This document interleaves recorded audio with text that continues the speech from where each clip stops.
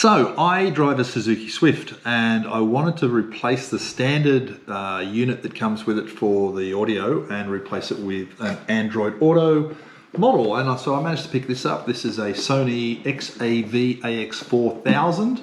I got it for a reasonably good price. It was on sale and it was actually the one that I was after. I watched a few videos on YouTube of how to install these things and I was looking at one specifically for the Suzuki Swift. I did find one.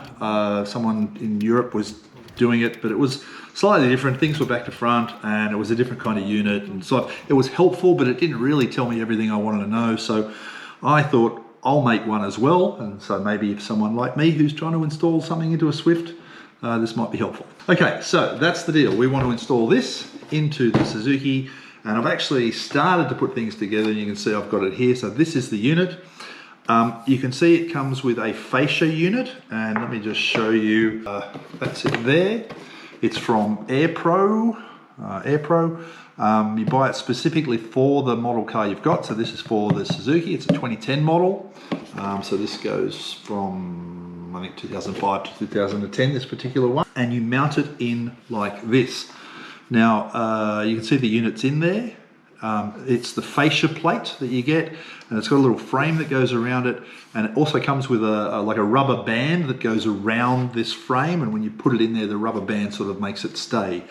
So there's that, and then on the back, you mount these two plates. There's one on either side.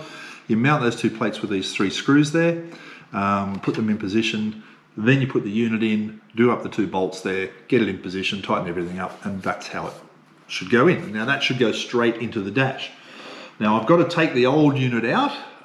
Tomorrow morning I'm going to go down to the garage and take the old unit out and try and put all this in, and I'll continue the video then. But I just wanted to do this and show you what goes on behind the dash, because in all the videos that I saw of people installing these things, it didn't make clear to me what all this is about, all this wiring. You need 2 extra bits. This is a steering wheel control interface, and it is this bit here. Okay, so this is the steering wheel control interface. You just buy it in a kit. It comes with this bit, and this bit.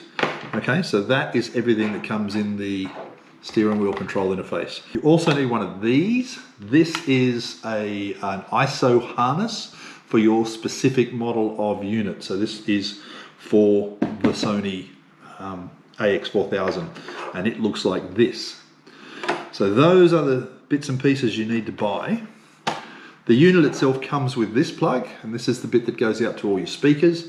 It also comes with this, which is a USB extension cable, USB-C, and you also get this in with the Sony unit. This is the GPS receiver, and you can see it's just there. That mounts up underneath the dash, and then this is the microphone that you need to mount up above you so you can take phone calls. So those are all the bits you need. In the Sony kit, it actually comes with these 2 things as well, but because you buy this kit, these are redundant. You don't need these anymore because they're being replaced by the extra bits that you got with this. Now, the way this works is when you take the old stereo out, when you undo the thing and pull the old stereo out, there's a plug on the back where the car interfaces with the unit, and that's this plug. Okay, so the plug you take out will plug into this, and that then goes into all the wiring for the car, for all the various parts of the car. This goes into the back of this unit. It just goes in right there, right? Okay, so that's the bit that plugs into the new unit. And the idea is you take the 2 plugs, you take the 2 orange ones or brown ones, and you plug them together, like so. And then you take 2 black ones, and you plug them together, like so. Yep, okay. So those 2 harnesses, the bit you buy for the new stereo and the bit you buy for the old original unit's wiring, those 2 bits clip together like that. Okay, and then it's as simple as you just connect that to this unit, plug that in, and then you connect that to the plug that used to be plugged into the original car stereo. Okay, so far so good. Now, steering wheel controls. If you've got steering wheel controls, and I do on mine, So you need to have an extra bit of this harness that goes up to the steering wheel to control it. And the way you do that to this bit, right? And this bit actually plugs directly in. You can see there's a little plug that says remote, and that plugs in right there. I'm yet to figure out what these do, but I'll work it out tomorrow, I'll let you know. And then this needs to connect to that. But the way it does it is there's this little box in the middle, and you can see that this box has some dip switches on the side of it, right? So what you do is you plug one end of this into this black box, and then the other end of this into the black box. And so the black box then sits between the two.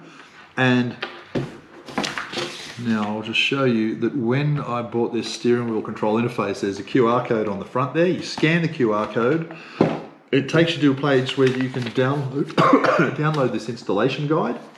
And the installation guide has a whole bunch of instructions that will explain to you like the basic wiring idea, okay? It'll also explain to you how to configure the dip switches, and it's also got all the instructions there for setting the dip switches depending on which unit you've got. So for example, Sony, Pioneer, Kenwood, Alpine, and so on. That's how you set the dip switches, which are the little switches on the side there, for what specific unit you've got. Okay? Hope that makes sense. There's a couple of other things on here. You might have noticed there's a couple of extra stray wires. So this one here, that aqua coloured wire that goes to the park brake. So if you have a park brake sensor, you can connect that and it'll know when the park brake is on. And also there's a reversing sensor here. I'm not putting a camera in mine, not yet anyway, but when I do, that's the wire that tells the car that it's in reverse, so it knows to enable the camera.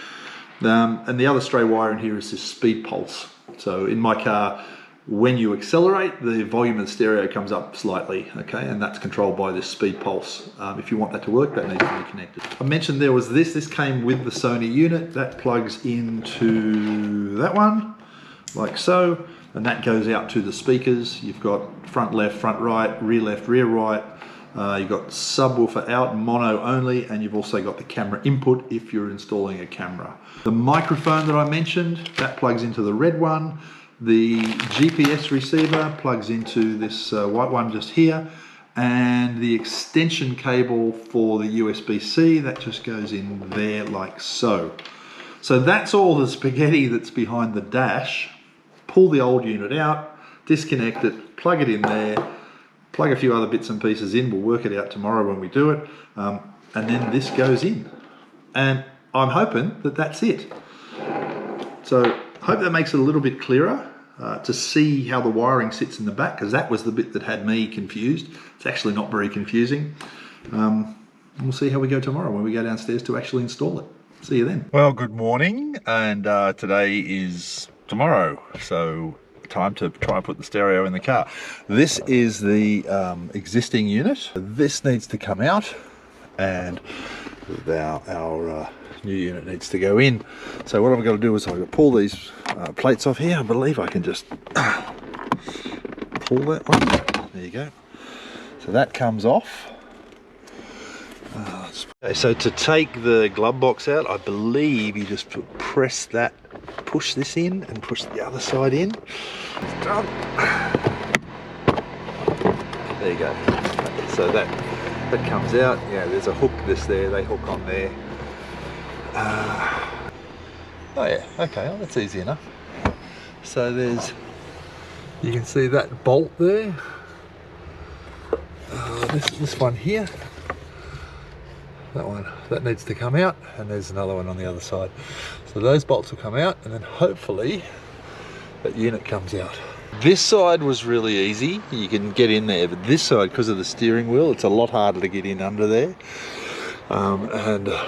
Eventually, they say to use one of these things, but I actually found just using a screwdriver was an easier way to do it.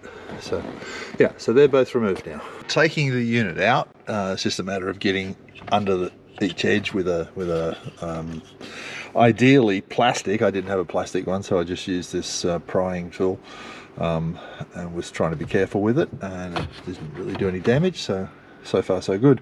Once you do that, you can then remove this unit, and it's just plugged in to those two plugs at the back. And those two plugs are that one, which will be the thing that the harness goes into, and this one was from the radio. Is these plastic clips here need to be popped off and then popped on to the corresponding ones on this unit. So 1, 2, 3, 4 need to go onto here so that that can go back in. You can see it has the same connectors here and here, and also those three along the top. Those three along the top, so it should just pop straight back in. Okay, well, the job is nearly done, and it wasn't actually that hard. It's just fiddly. One of the trickiest bits was the microphone, getting the microphone up here, because the cable has to obviously go down the A pillar and then across into here, and it plugs in. What I ended up doing was pulling this rubber trim off, but you pull the rubber trim off, and that comes down. You pull that out, this then pulls out, and you can put the wire down through there. So it basically runs up the inside of this plastic bit. I will use the little sticky pad to stick that on in just a moment. But it runs down there, goes down behind here, and I could only get to that by removing this trim. And then it was pretty straightforward. It actually feeds in from the side, goes in underneath. Make sure you route it up and over the steering wheel column, and then it comes out just there. So that's the wire there for the microphone. GPS is here. To get that, I've actually mounted it under the binnacle here, and to do that, you've got to remove that screw and that screw down there, the ones that just hold this plastic in place, and then you can literally just pull the whole binnacle forward, and this comes forward, and then you can get under there. So I did that, then pulled the instruments forward, which left a gap, and I could feed down the plug for the GPS mount, which is under here, and it comes out, and the cable is right there for the GPS. That's the cable for the USB. That was pretty straightforward. That just goes in where the glove box used to be. Other than that, you just plug everything in together. I have tested it already, and all the buttons on the steering wheel work. So it's pretty straightforward if you've got the right connectors. These bits here, as I suggested, well, actually these aren't used because the speakers that are part of the car are actually fed through the main harness. These plugs are only used if you want to connect to an amplifier. There's the finished product. It looks pretty good, works well. I just want to tidy up a few wires under here. It's a little bit of, I can't see it, but there's a bit of a mess under there, so I'm just going to tidy that up. Then I'll put the glove box back on, and we're done. So I'll just put the key in, and it fires up just like that. And one of the reasons I chose the Sony is it has a quicker boot time than a lot of the others. So you can see it gives me this message, and there we are, we're good. Android Auto is up already, so it's pretty quick. The volume controls work, so volume up, volume down, mute, unmute. I've got a mode switch here, I can switch and seek to the next song. Okay. So everything working exactly as it should. Well, the whole thing's done. It's all installed. I think it looks fantastic. It's a great little unit there. Everything works, plays, Android Auto. It does everything it's supposed to do. Really happy with it.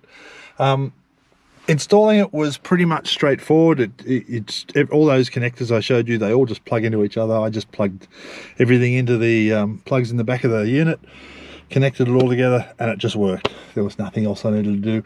All those other stray wires ended up not being used for anything. The only tricky bit, as I said, was getting the microphone down the A pillar, but once you take the rubber off the door and run it down the side there, it's pretty straightforward. Yeah, it was actually really easy. I'm sort of glad I didn't pay someone $300 to do it, because it was definitely something you can do yourself. So yeah, so that's how you do it. If you've got any questions, hit me up in the comments. If I can answer them, I will. But yeah, that's it.